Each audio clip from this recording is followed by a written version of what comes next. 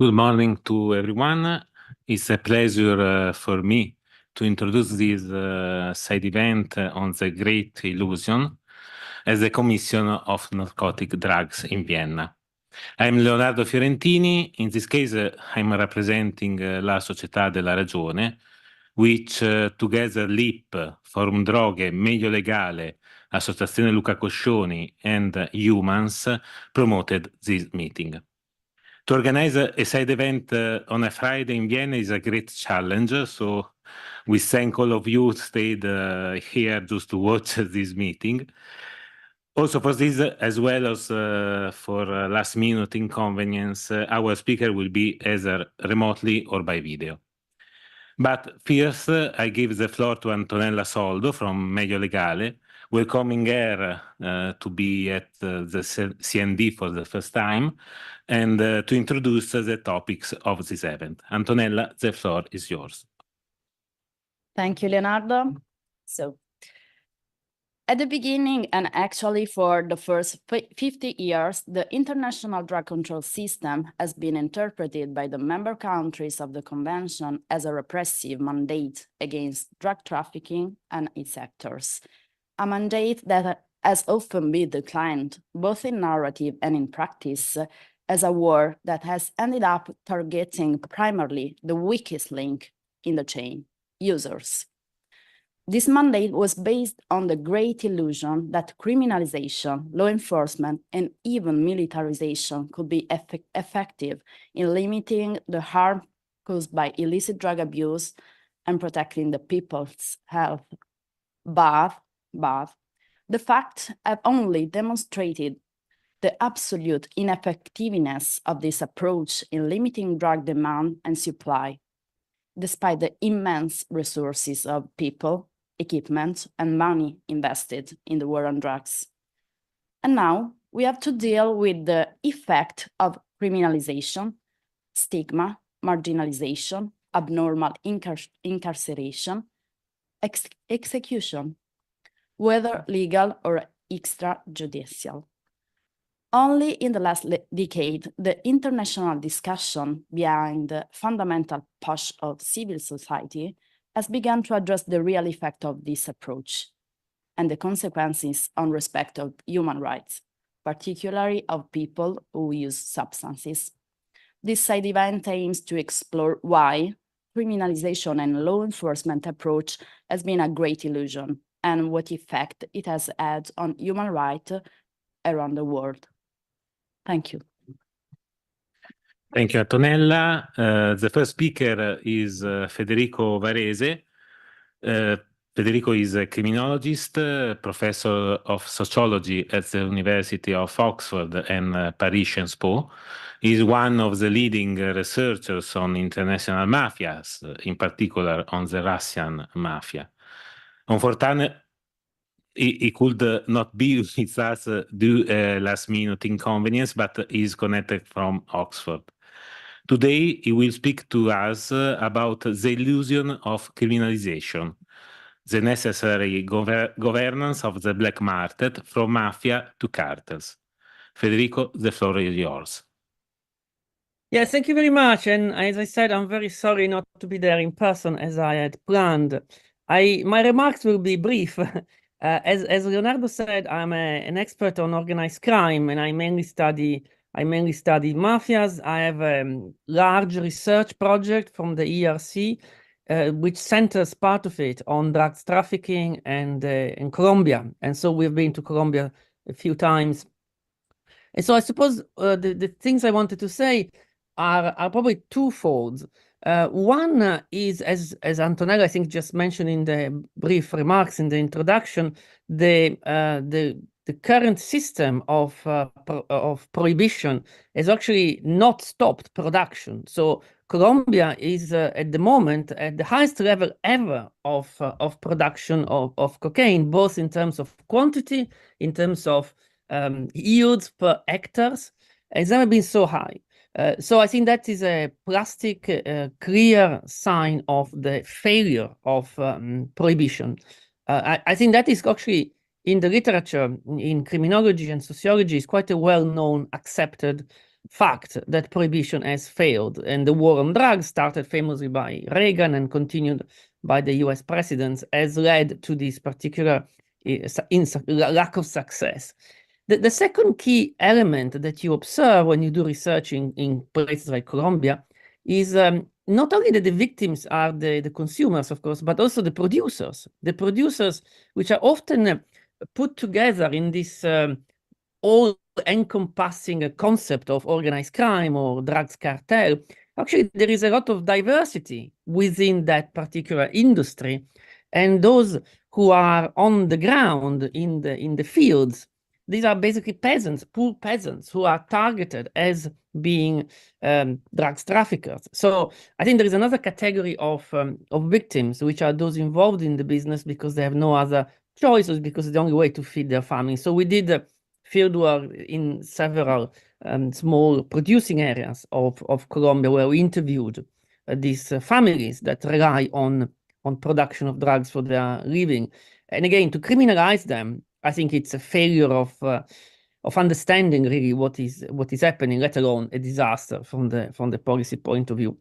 Now, the other point, and the other point I wanted to mention is that when I was in Cartagena not long ago, where there is now currently going on a war between gangs to control the harbor from where the drugs is shipped to Europe.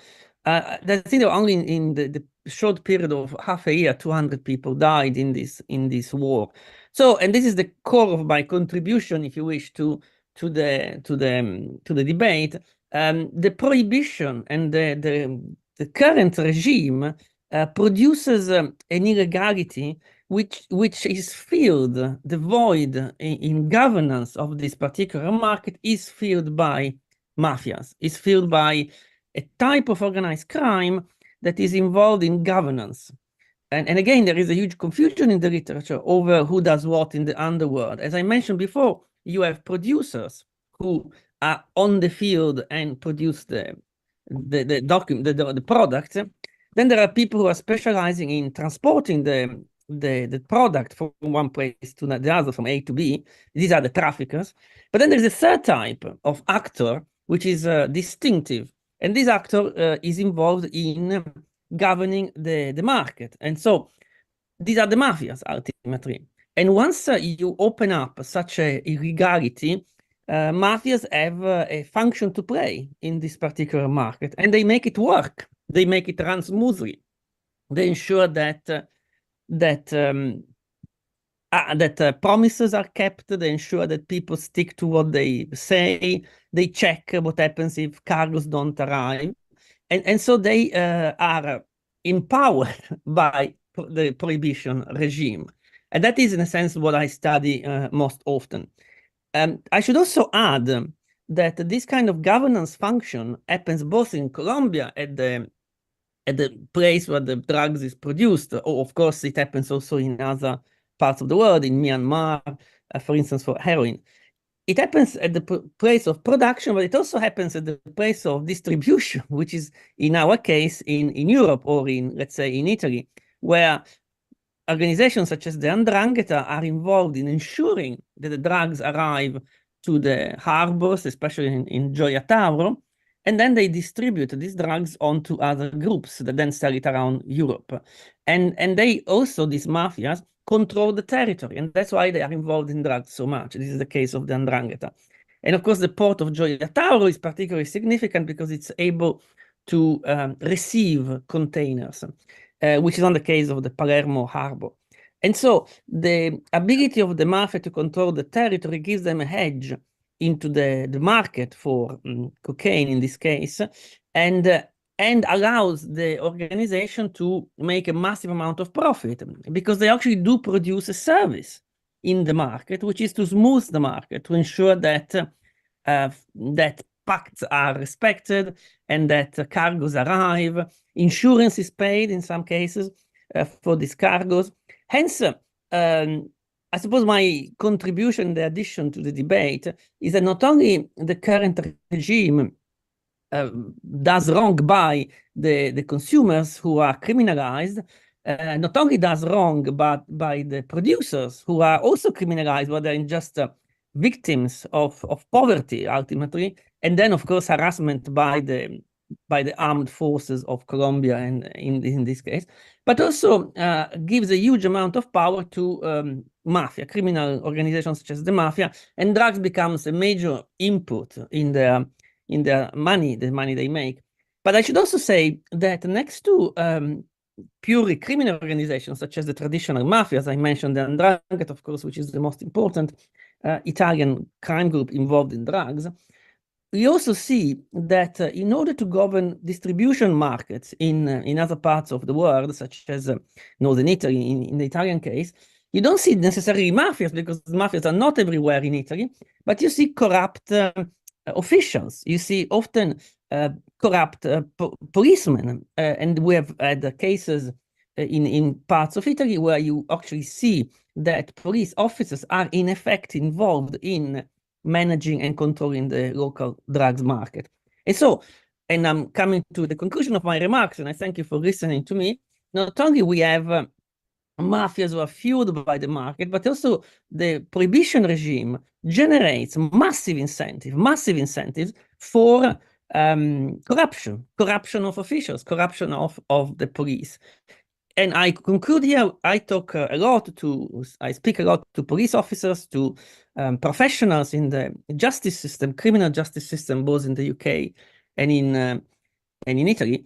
And I never find anyone who is in favor of this regime. They consider it to be extremely wasteful, dangerous, and extremely unproductive of their work, because they have to divert resources to police cannabis sellers around the city.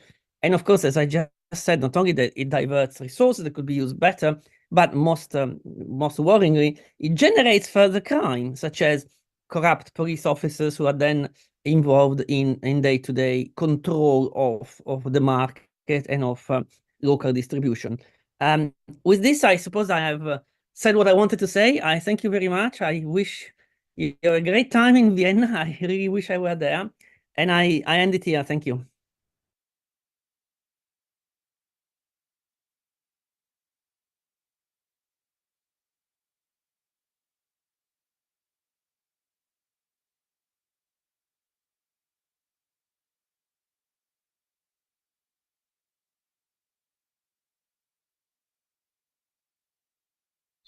I'm sorry, Antonella.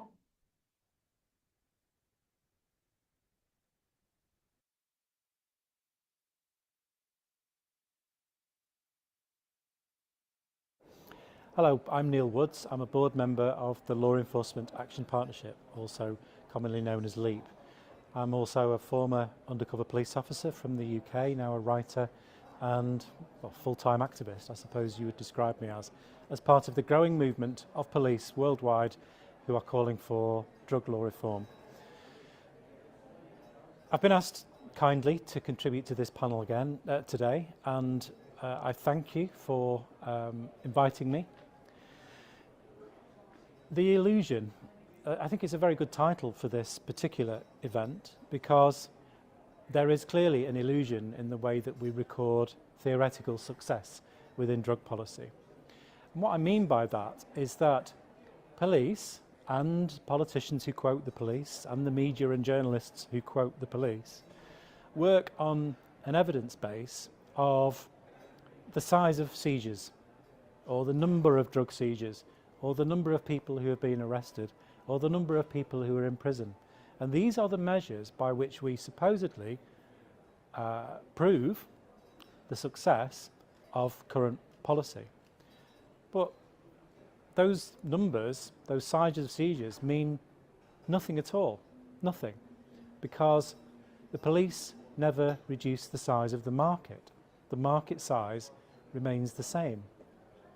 So we have to ask ourselves, what are the police doing when they carry out these interventions within the drug market? An example of the futility is what's happened to the cocaine market in the last few years. Well, the last 2 years, in fact. The supply of cocaine worldwide has gone up by 35%. The price of the wholesale coca leaf has gone down by 75%. An extraordinary piece of evidence as to the ineffectiveness of law enforcement, but also the power of drugs organised crime in deciding how they price their commodity and how they supply it. So if police are not having any impact on the market with the seizures, despite record seizures of cocaine on every single continent, there's always a record seizure, it's always bigger than the last one, until of course the next record seizure. It's having no impact. But it is having an impact because there is consequences to policing drug markets. I can say from personal experience, I've been involved in an undercover operation which has caught huge numbers of a gang, shut down the entire drug supply of a city, only to have it up and running again within 2 hours after the end of the 7-month operation. 2 hours. This is replicated all over the world. LEAP's membership can attest to that. This is the same pattern in North America, in Africa, across Europe, wherever. So if the police are not reducing the size of the market, what are they doing? Well, police are changing the shape of it. And what I mean by that is that when you create a gap in the market, it creates an opportunity. And that opportunity is often fought over by those people who want to make money from that opportunity.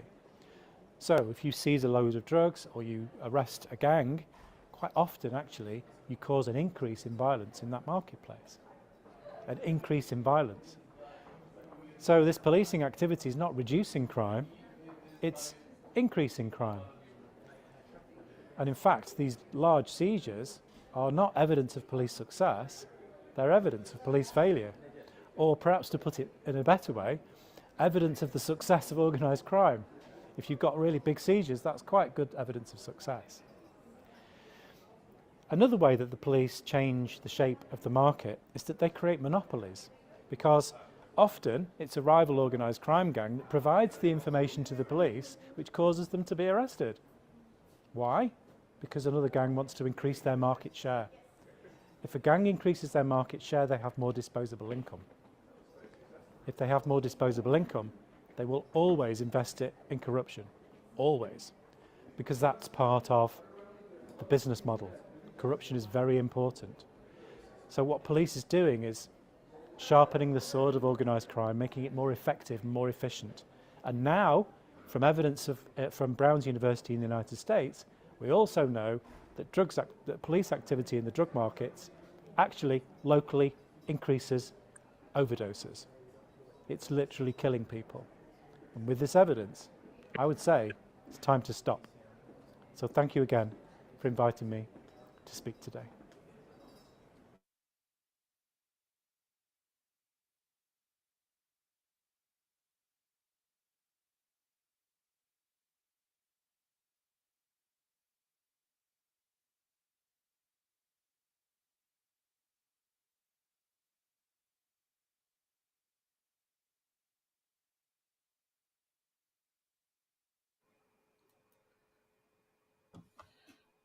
Hi everyone. I want to say something about the link between criminalization and health and the right to health of people who use drug. According to the UN Agency on Human Rights, criminalization had a hard impact on the health of people who use drug. Many official papers and recommendations from this agency demonstrate and stress that the link between criminalization and the violation of the right to health from one side, and between criminalization and poor result in health promoting and improving. Only two examples of this position. The Office of the UN High Commissioner for Human Rights in 2019 wrote, "The success of drug control strategy should be measured through an assessment of the impact of drug control efforts on the enjoyment of human rights and other critical aspects, such as health." And the UNAIDS, the UN Agency on AIDS statement, which has the title Save Lives, Decriminalize, includes a strong position saying that decriminalization is a critical element to end AIDS by 2030. and also that punitive laws have been shown to block HIV services assets and increase HIV risk.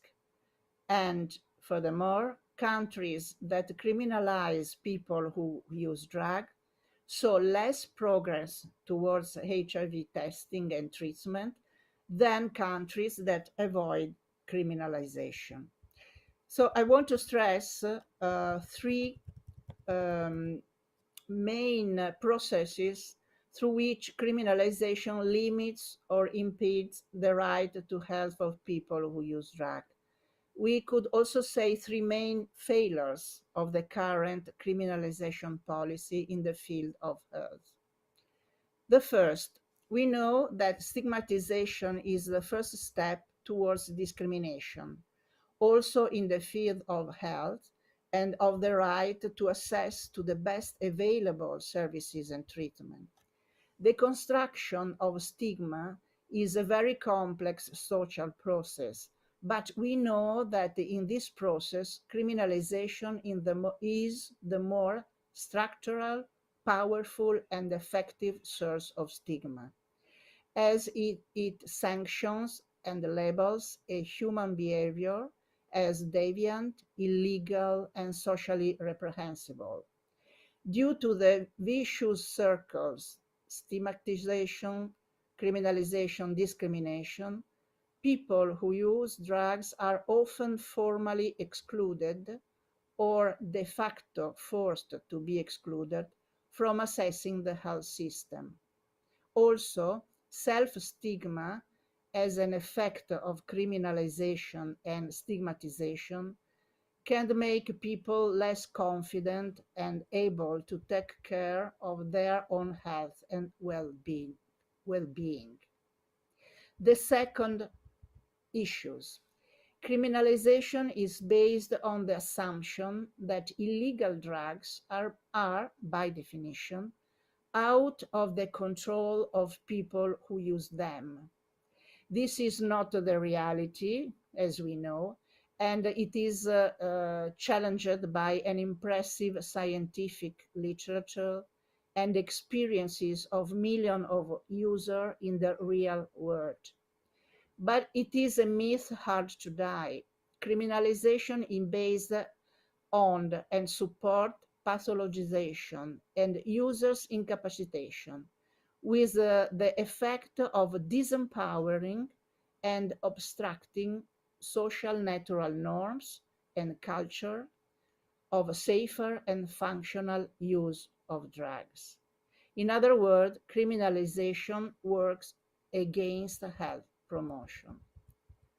The third aspect is the failure of the supposed virtuous circle punishment treatment, or punishment as an incentive to treatment. In some cases, as in my country, Italy, there has been a dramatic decrease of treatment in case of administrative sanction for personal drug use.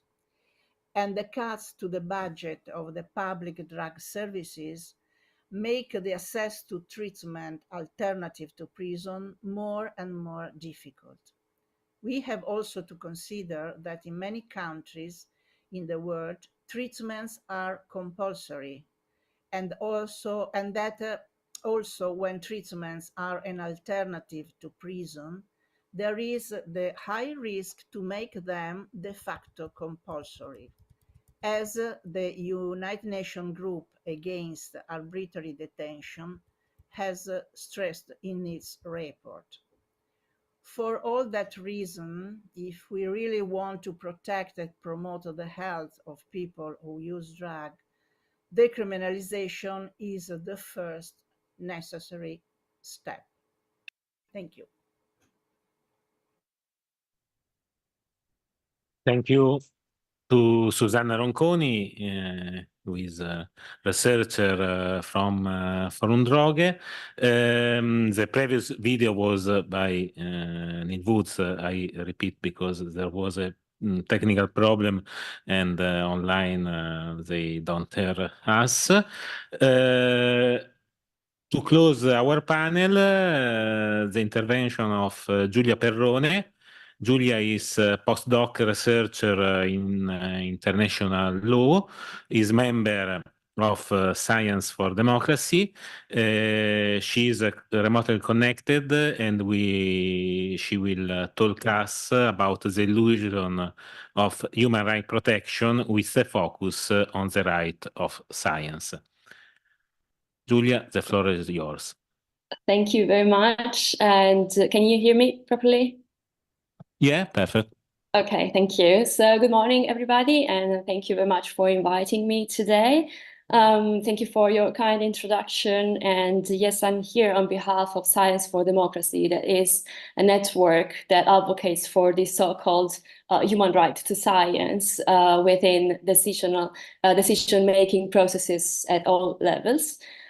So I'm pleased today to say a few words, to add a few words about the international drug control regime from a human rights perspective. And that will start from a recent initiative taken from the UN, and in particular, the UN Committee on Economic, Social and Cultural Rights. That is the body that oversees the correct implementation of the International Covenant on Economic, Social and Cultural Rights. That is one of the main international human rights treaties. So one of the functions of the committee is to provide states parties with the interpretation of the norms enshrined in the covenant, including, for example, the norms concerning the right to health and the right to science. It does so, among others, through the adoption of the so-called general comments, that are instruments that are not binding, legally binding on states, but that they provide states with a better understanding on how to better comply with the international obligations stemming from the covenant. So let me give you a bit of context before sharing my two suggestions on how the two international legal systems, the one on drug control and the one on human rights, might better align, hopefully, in the future. So in October 2022, the UN Committee on Economic, Social and Cultural Rights decided to initiate a process towards the drafting and negotiation of a new general comment, on the impact of drug policies on the enjoyment of economic, social and cultural rights. So afterwards, also civil society was involved in the process, and they asked civil society for inputs about what this general comment should include. And so Science for Democracy, together with the legal clinic in strategic litigation and human rights of the University of Turin that I co-supervised, we drafted, with a group of students, we drafted a report on the impact of drug policies on the enjoyment of the right to health and the right to science. So my two suggestions today are partially also based on the research that we conducted in that context, in that specific context.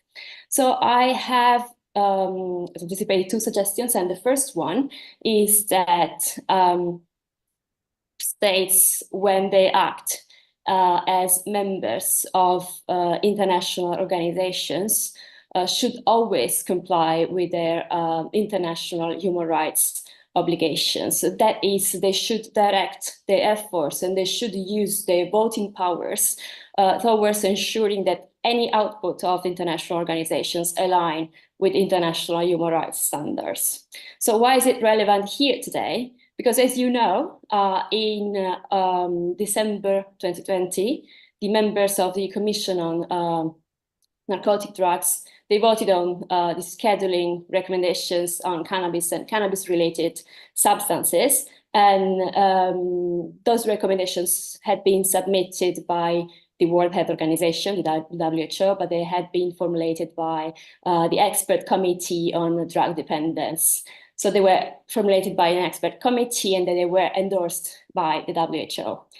So as you know, again, 5 out of the 6 recommendations were rejected on a number of different reasons. But what is interesting, or what at least I find interesting here in this context, is that if you look at the statements that were made afterwards, so after the voting procedure, you can understand that one of the reasons why these recommendations were rejected is that they were deemed to be not sufficiently scientifically grounded. Okay, so if the lack of scientific basis can be a justification a justification for rejection of certain recommendations, I think that this we can take a couple of messages from that. The first one is that, of course, it reflects a need for more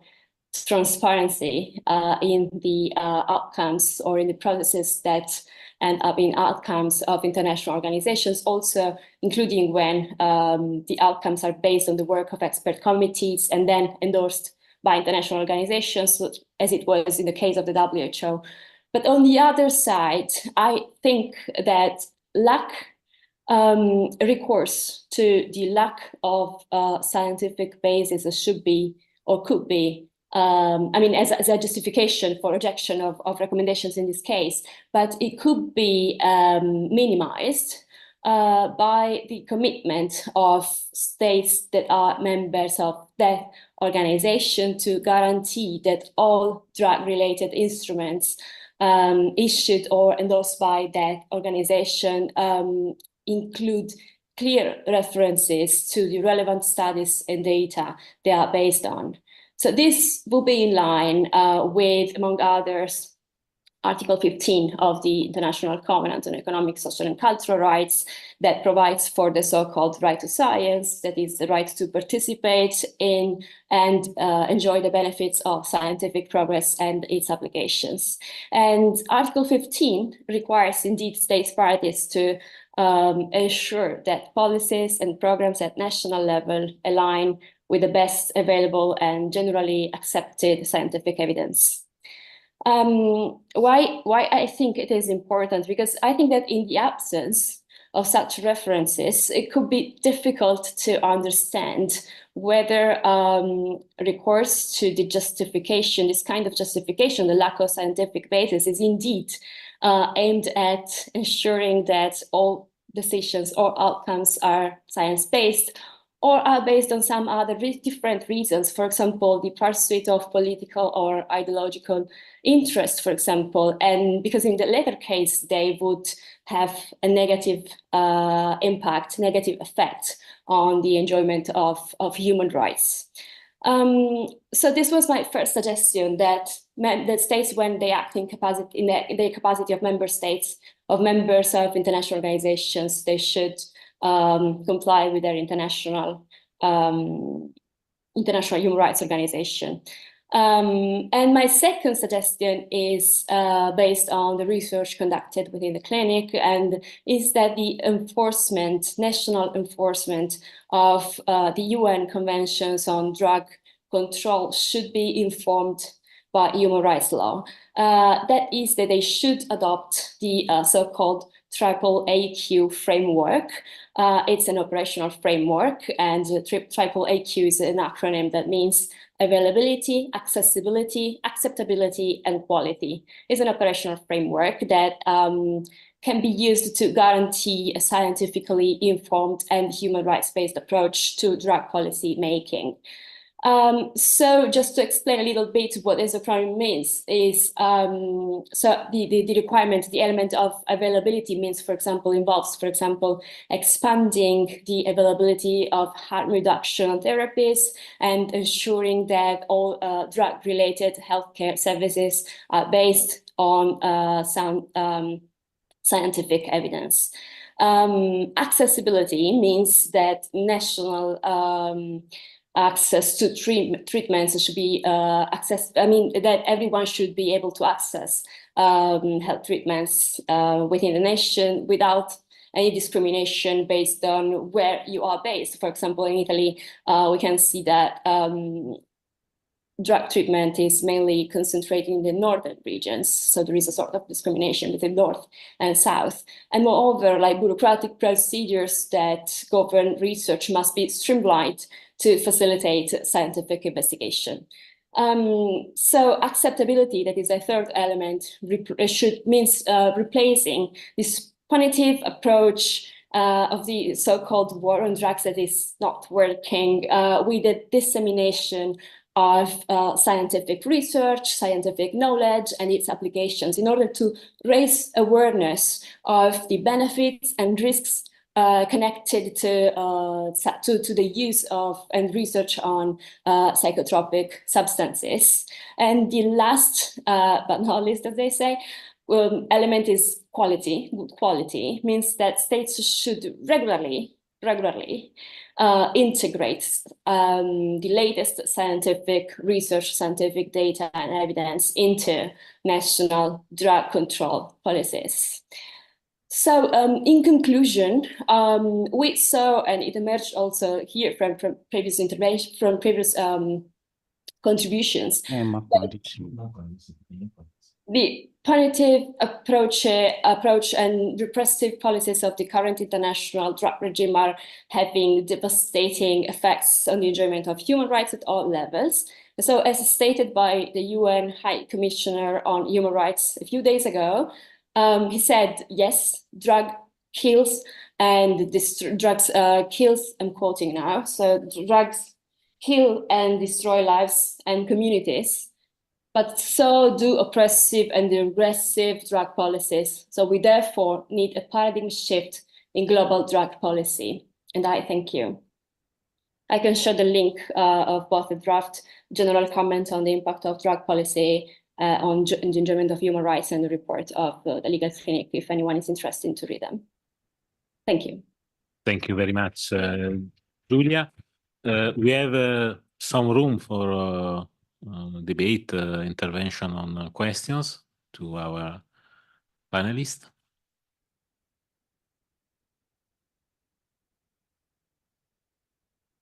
We are very tired. It's Friday.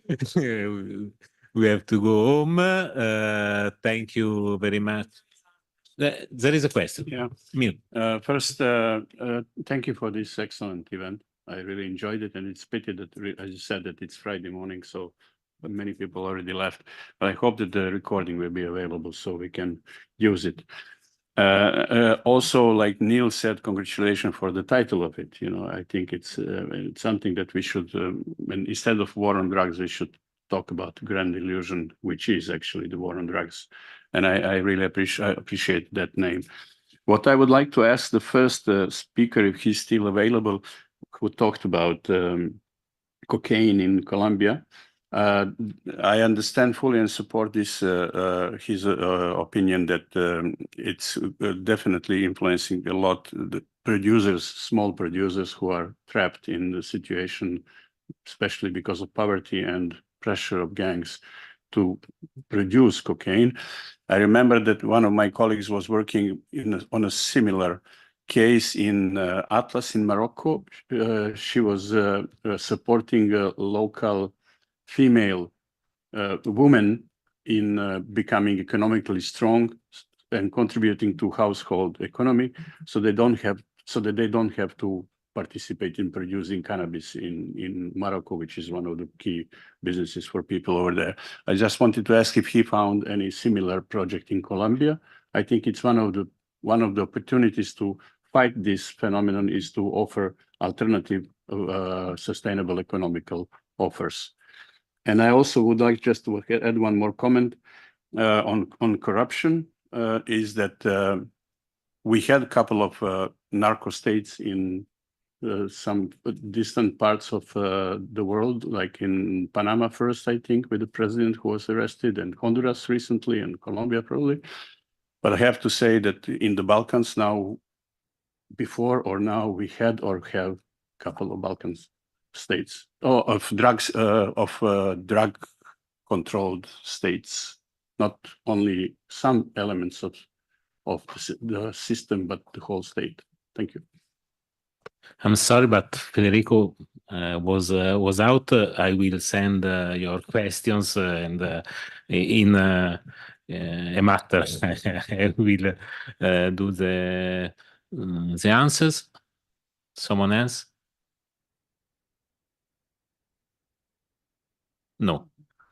Sorry, I just want to add the situation in Morocco now is more than a project, a pilot project, because as you probably know, 2 weeks ago, Morocco started the first national legal production, 250,000 tons, and this open a new way for governments, also for those who used to be prohibitionists on this issue. So it's very interesting your question, and we will find a way to ask Professor Federico Varese for an answer also in Colombia. But now the scenario is open also for those countries who don't live like Colombia, on the streets, the great illusion. So. Sorry, I think I missed the question. I'm happy to answer it. Could you repeat?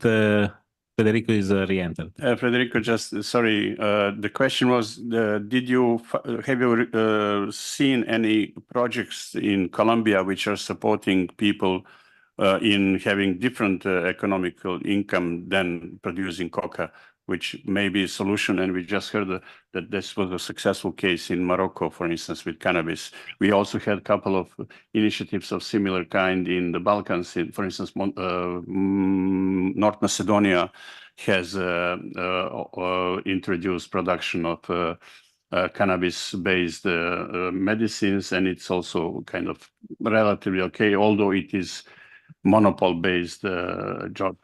That was the question. Yeah, thank you very much, and apologies for missing the earlier version of the question. Yes, we have seen these projects, but they're very localized.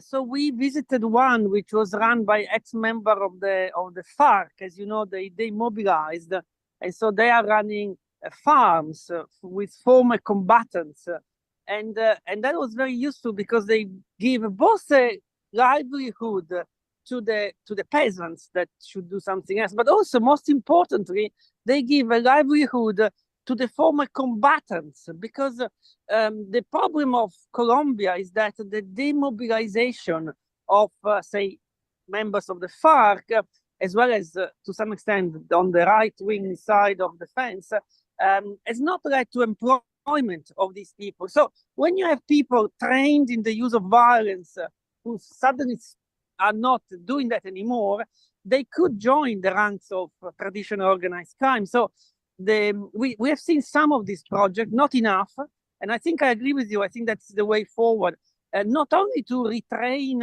and give a livelihood to the peasants, but also to the people who are to have used violence in this case in the civil war, and they used or in the war, or they use drugs to fund themselves. So I totally agree with you. I think this is a way forward. Medicinal cannabis, I think it's probably a more sensible way to go. But finally, I think legalization is really the way out, because that is the only way to allow safe production of products that can be consumed legally. So that's my view. Thank you. Thank you very much to Federico to have re-entered in the call, and to you for being here. Thank you very much. Have a good stay in Vienna for the remaining hours.